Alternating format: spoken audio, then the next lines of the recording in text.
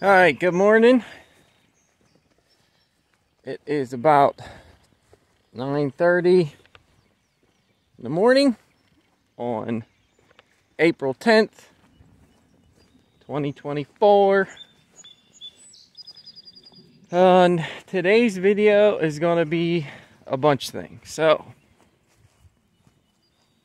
here we go. FedEx was just here and brought the car lift, so truck lift. So here's the truck lift. It's a 12,000 pound lift that's going in there, and ironically enough, the FedEx guy said his dad has the 10,000 pound one, and he has a 3/4 ton Duramax, and he said it lifts it no problem. So the 12,000 pound, we should be good. And he said it's the exact lift that we got, only the 10,000 pound rated. So that's reassuring. So right there you can see the 1200. That means that's the 12,000 pound. Now, here's the building. See if I can get this to go out a little bit. Hold on, let me try this. Get my stylus out. There we go. All right, so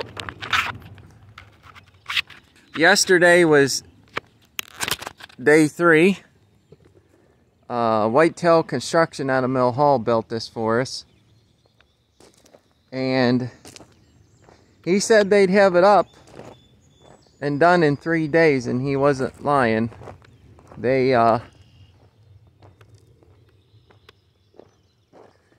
were done about 4 o'clock yesterday.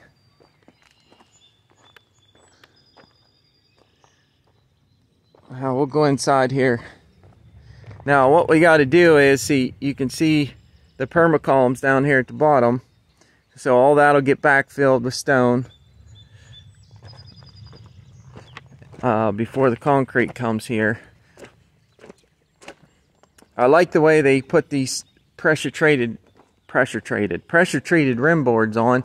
Dan, if you watch this video, thank you very much for letting us use your skid steer. That thing has come in handy more than once. So what you see is,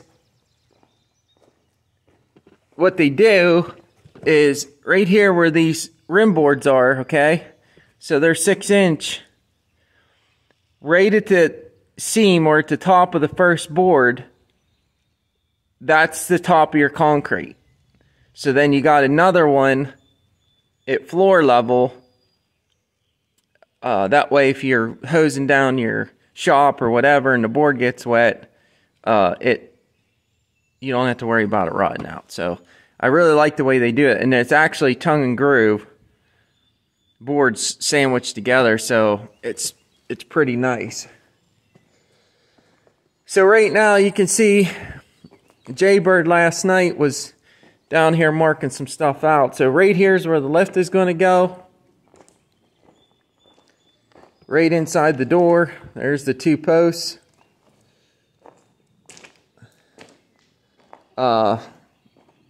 This sewer line right here goes over to there. I got to dig that up and reroute that stuff. The water line is actually just right here. It's just outside the building, and I got to get that dug up, get it brought in here. And then the electric's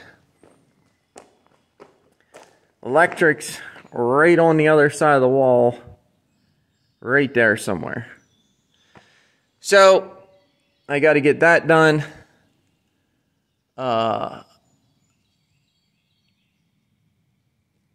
They did One thing I liked about them, and I actually was going to say something to them and I completely forgot, but so this is all the 2x4s that were left over.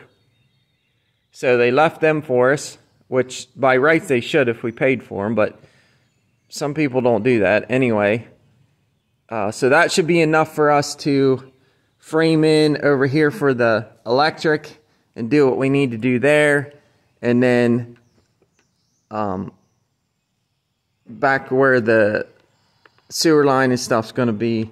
So that'll give us some extra boards to do that stuff. They left us, there's actually a bunch of sheet metal screws that were left over.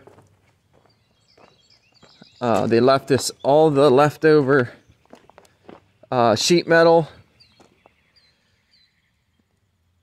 And there's some J-channel and stuff there too, which I'm not extremely worked up about. But this stuff here, you know, I'm always building chicken coops and whatever, so I can use that stuff, piece stuff together. Doesn't have to be anything fancy. So anyway, I appreciate them doing that. They cleaned up really, really good. It was written in the contract that the owner is responsible for getting rid of the garbage. So they did leave that stuff here, which I have no problem with. So yeah, so now I got to get Dan down here with his mini excavator, get him in there, get everything dug up so I can get plumbing that stuff in. So the concrete crew runs about a week behind the build crew, and we're going to try and have everything ready for them. So today I'm going to make up a list of stuff that I need for the electric, and I'm going to get that stuff ordered and get it here. I can do the electric fairly quick.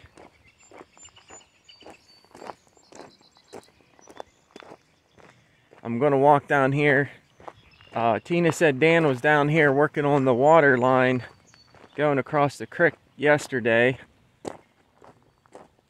So I want to go down here and see if I can... Oh, buckets. The fence is still on. Well, hopefully I'll be able to see across here. Nope, that ain't gonna work. Well, I gotta walk up here and unplug the fence.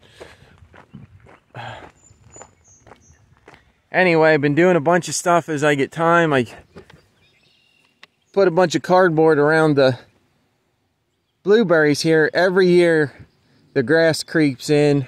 So this year I decided just to put a bunch of cardboard down, try and kill off some of the weeds and grass and stuff. We'll see how that works out.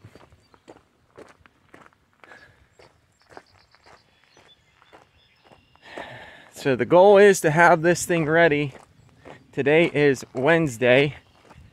So the goal is to have everything ready for these guys to come in on Monday or some point next week and get this concrete poured.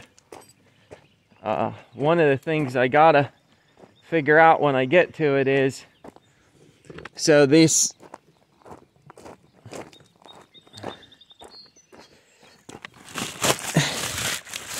there's anchor bolts that go in this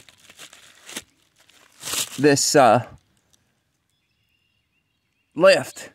So I got to make templates similar to what you use for if you're an electrician and you've ever done site lighting. You got to build a basically a template. Then locate your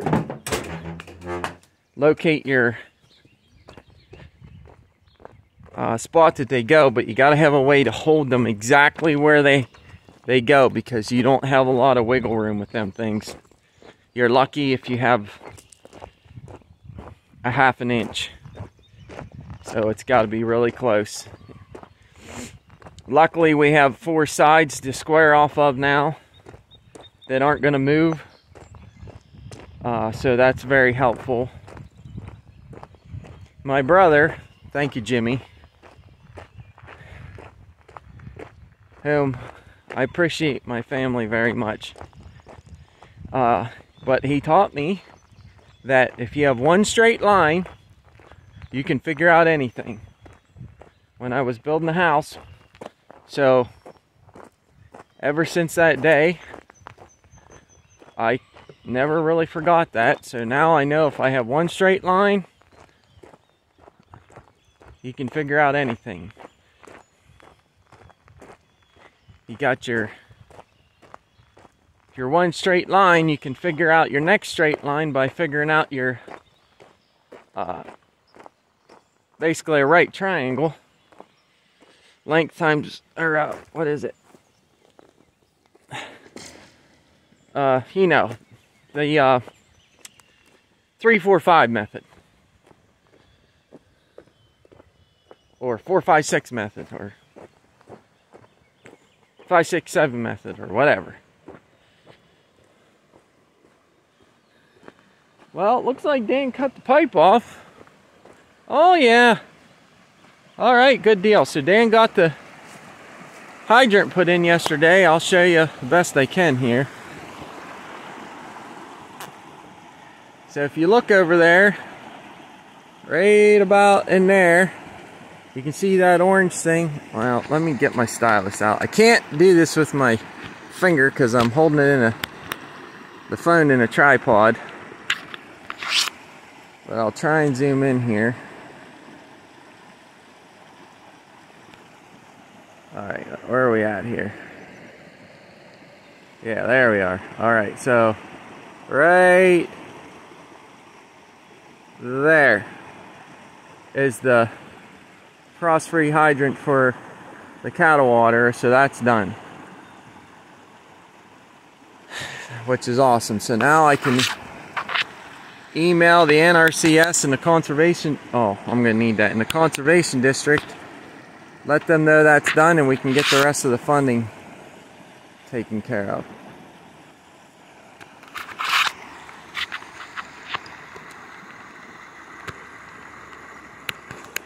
Alright. Just a little picture of the stream. Everything's coming back to normal levels. So pretty down here. This is, where is it at? Oh. So this is my mulberry tree I planted. Now mulberry doesn't bud out till late. And then this here, I believe, is a plum tree that my mom gave me. So we'll see how it does. I planted some more down there and they're already budded out already. So they should take off, which is good.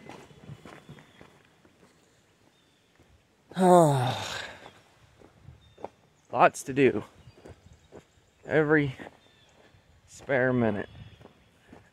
That's the other thing. I try to get a video once in a while, or once a day, to keep progress on everything. I'm gonna walk down here to the creek crossing. The creek cattle crossing, to see what it looks like. I still got those 2 logs jammed up in there on the fence, so at some point I got to get them out of there. I don't think that's going to happen today because I'm already running out of time.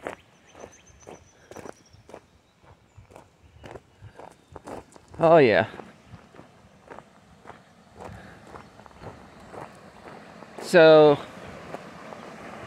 let me show you here. So you can see right here is where the 2A got washed out. So from here down we had 2A, but the water was up that high it took all the 2A off, which I have some up the house. I just got to bring it down and put it down. Now over here you can see the water was clean up over top of that log. And right there's normal, so it was up at least 3 feet, if not more.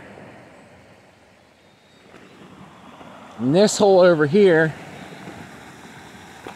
so that hole right there, before we got the high water, the gravel on the other side there was basically level. And that's how much it took out. That's pretty crazy. So that waterfall's probably, oh, I don't know, 4 feet deep there. Which, that'll be good for the kids when they come up in the summer. They can go hang out in the water. Alright, I gotta keep moving here. Alright, so what am I gonna do first? First thing I'm gonna do is make up a material list for the electric, get all that ordered, and get it here. Yeah. So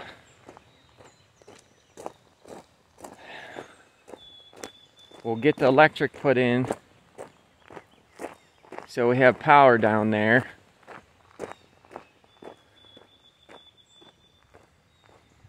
Just thinking. Yeah. I think that'll be the best thing to do at this point. Alright, well, I'm trying to think if there's anything else.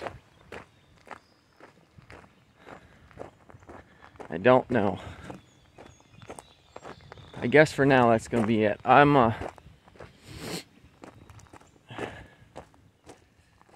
Gotta close this gate.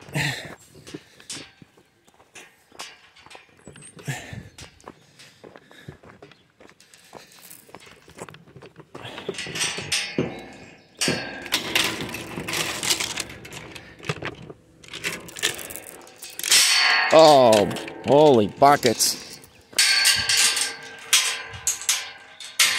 All right.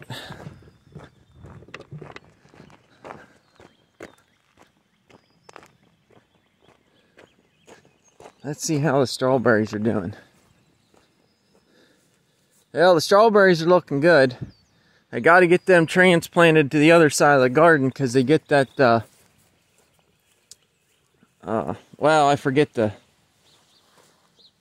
right name of it. Basically, it's like a leaf rust or whatever. So I put all this rubber roofing down here to kill everything underneath it.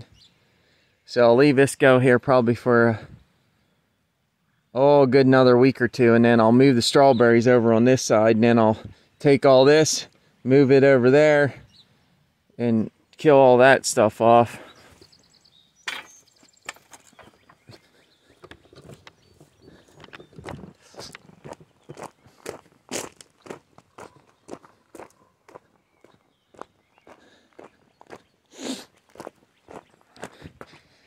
Yeah, so take the electric. It's going to go underground. No big deal. Did it 100 times. I got to completely redo this. This has been on here for like 25 years.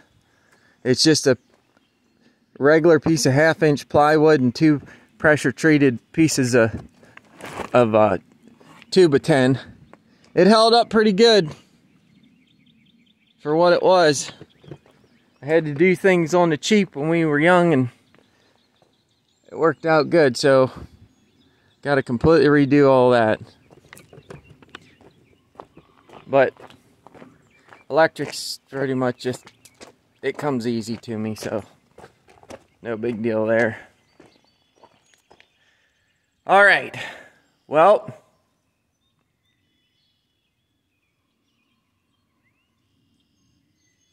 yeah, that's going to do it for now. All right. God bless each and every one of you. I will make another video as soon as I have something to show you here.